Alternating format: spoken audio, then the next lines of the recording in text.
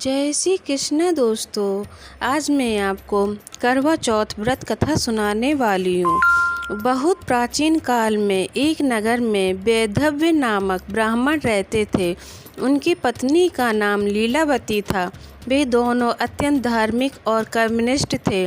उनके 7 पुत्र और एक कन्या थी जिसका नाम वीरावती था। वह सबकी लाडली और सुंदर सुशील एवं पतिव्रता थी। जब वीरावती का विवाह हुआ तो विवाह के बाद उसका पहला करवा चौथ आया। माता पिता ने उसे प्रेम पूर्वक मायके बुलाया ताकि वह अपना पहला करवा चौथ व्रत अपने स्नेही परिवार के साथ कर सके।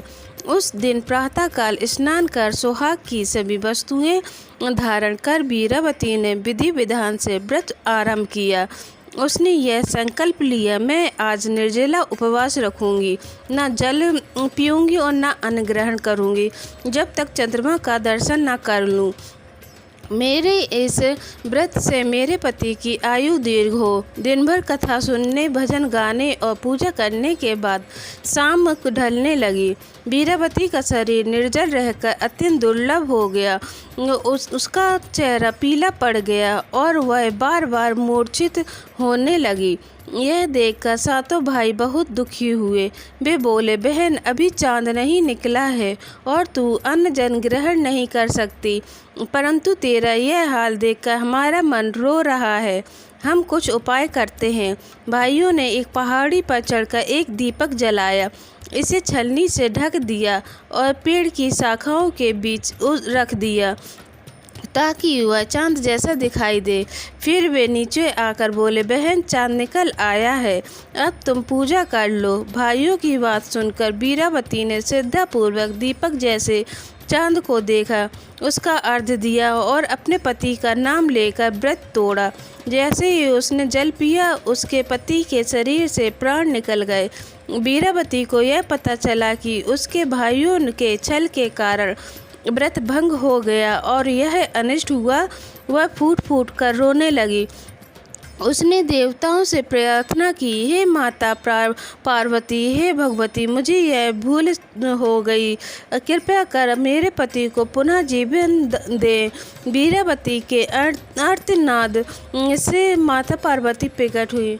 उन्होंने कहा, बेटी, तुम्हारे भाइयों ने छल से व्रत भंग हुआ, इसलिए यह दुख मिला, परंतु यदि तुम 12 मास तक प्रत्येक मास करवा चौथ का व्रत विधि पूर्वक करो तो तुम्हारा पति पुनः जीवित होगा। वीरावती ने निश्चय किया कि वह श्रद्धा और नियम पूर्वक 12 महीनों तक व्रत करेगी।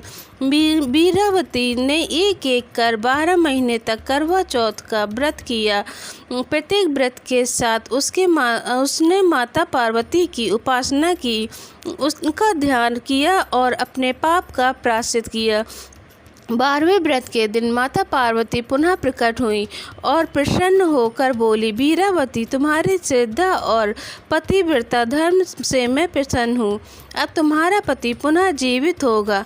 माता ने उसे अमृत का कलश दिया और कहा, यह अमृत अपने पति के मुख में डाल दो। वीरावती ने वैसा ही किया। अमृत जैसे ही उसके पति के मुख में गया, वह जीवित हो उठा। उस दिन से करवा चौथ की महिमा संसार में प्रसिद्ध हुई और उसने सभी को करवा चौथ की कथा सुनाई। बहुत समय पहले किसी गांव में एक स्त्री रहती थी जिसका नाम करवा था।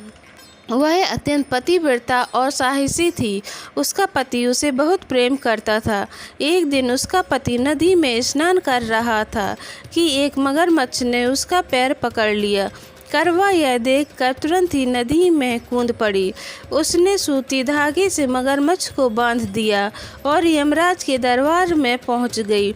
हे धर्मराज, इस मगरमच्छ ने मेरे पति को निगलने का प्रयास किया है, इसे तुरंत दंड दें। यमराज ने कहा, हे करवा, अभी इसका जीवन काल शेष है, मैं इसे नहीं मार सकता। यह सुनकर करवा क्रोधित हो गई। उसने कहा, यदि आपने मेरे पति की रक्षा नहीं की तो मैं अपने तप बल से आपको शाप दूंगी। यमराज करवा की पतिव्रता शक्ति से भयभीत हो गए। उन्होंने मगरमच्छ को यमलोक भेज दिया। और उसके पति को दीर्घायु का आशीर्वाद दिया। तभी से स्त्रियां करवा के नाम पर यह व्रत करने लगी, करवा चौथ, ताकि उनके पति पर भी कोई संकट ना आए और उनका जीवन मंगलमय हो। अगर आपको मेरा ये वीडियो अच्छा लगे तो लाइक करें, शेयर करें और कमेंट में जय माता दी लिखें और मेरे चैनल को सब्सक्राइब करना ना भूलें। जय श्री कृष्ण दोस्तों, राधे राधे।